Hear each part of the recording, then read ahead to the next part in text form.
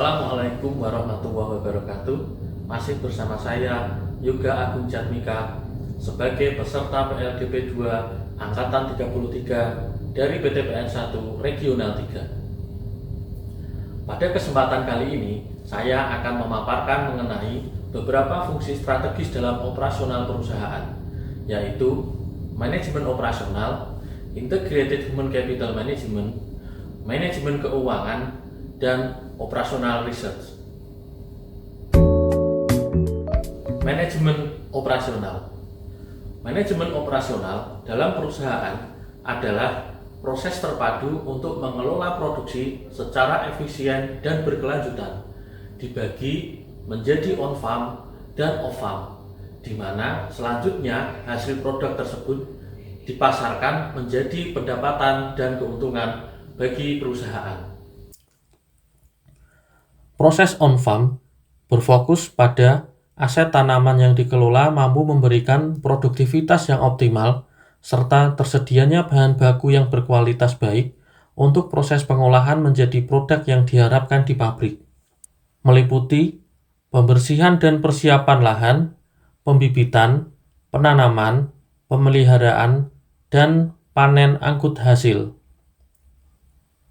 Proses off-farm fokus pada optimalisasi proses mengolah bahan baku untuk menghasilkan produk berkualitas tinggi secara konsisten, dengan ruang lingkup penerimaan bahan baku, pengendalian proses untuk memastikan produksi berjalan optimal, penyusunan tata letak alur proses yang efisien dan efektif, memastikan produk yang dihasilkan sesuai dengan kualitas yang diharapkan, manajemen bahan baku, bahan penolong, dan suku cadang, serta pemeliharaan mesin untuk menjaga kontinuitas produksi dengan mesin yang handal. Hasil produk yang tersertifikasi tentunya dapat memberikan nilai tambah dalam proses pemasaran dan memberikan keuntungan yang lebih optimal. Integrated Human Capital Management, yaitu manajemen sumber daya manusia yang terintegrasi digunakan untuk meningkatkan efektivitas sebuah organisasi. Kerangka ini terbagi menjadi 4 tahapan utama.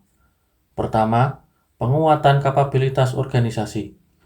Tahap ini adalah bagaimana perusahaan ingin meningkatkan kemampuan organisasi secara keseluruhan, di mana di dalamnya bagaimana menentukan landasan dan strategi pengelolaan SDM untuk mencapai visi dan misi, membangun budaya kerja yang sesuai tujuan organisasi, menyusun struktur organisasi beserta tugas dan tanggung jawab, serta kompetensi yang diperlukan untuk setiap posisi, menilai pekerjaan dan menetapkan klasifikasi atau jenjang gaji berdasarkan evaluasi pekerjaan.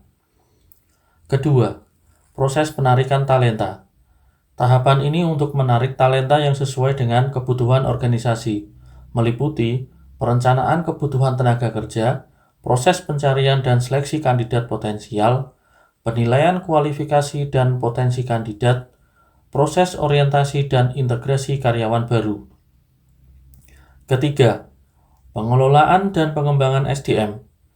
Tahap ini bertujuan menjaga dan mengembangkan potensi karyawan agar tetap produktif, meliputi mengukur dan mengelola kinerja karyawan untuk mencapai target, memberikan pelatihan dan pengembangan untuk meningkatkan keterampilan, mengelola talenta unggul termasuk talent mapping, merencanakan dan mendukung perkembangan karir karyawan, menyiapkan pengganti untuk posisi kunci di masa depan, serta menyediakan gaji dan tunjangan. Keempat, proses penghentian kerja.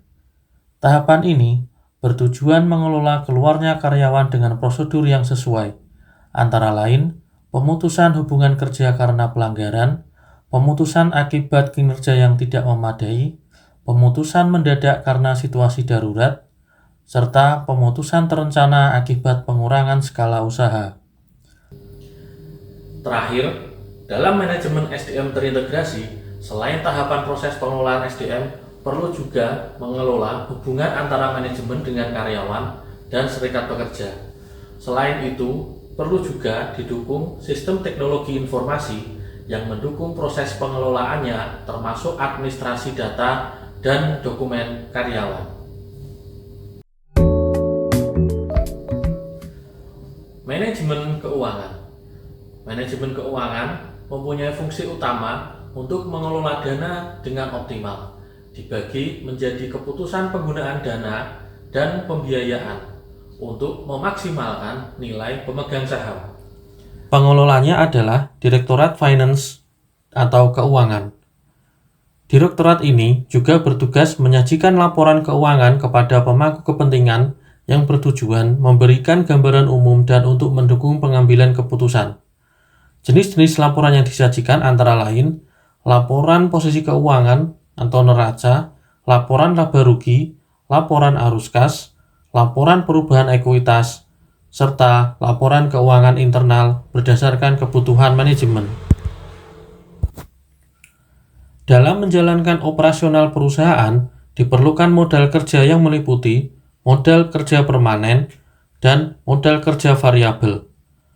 Untuk menilai keefektifan modal kerja selama periode tertentu, dapat menggunakan rasio perputaran modal kerja. Perusahaan juga melakukan investasi untuk menjaga keberlangsungan perusahaan maupun memperbesar skala usaha. Namun, dalam melaksanakan investasi, perusahaan perlu melakukan analisa investasi untuk menilai kelayakan ekonomi dari rencana investasi tersebut. Selain alat analisis tersebut, untuk mengetahui akibat dari perubahan-perubahan parameter yang digunakan analisis investasi, yaitu kita bisa menggunakan analisa sensitivitas. Operasional research. Dalam menjalankan bisnis untuk meningkatkan efektivitas maupun mengefisienkan operasionalnya, perusahaan perlu melakukan penelitian atau operational research yang bermanfaat untuk meningkatkan kapasitas operasi, peningkatan kualitas produk, maupun menekan biaya operasional. Demikian paparan untuk materi manajemen fungsional. Semoga bermanfaat. Wassalamualaikum warahmatullahi wabarakatuh.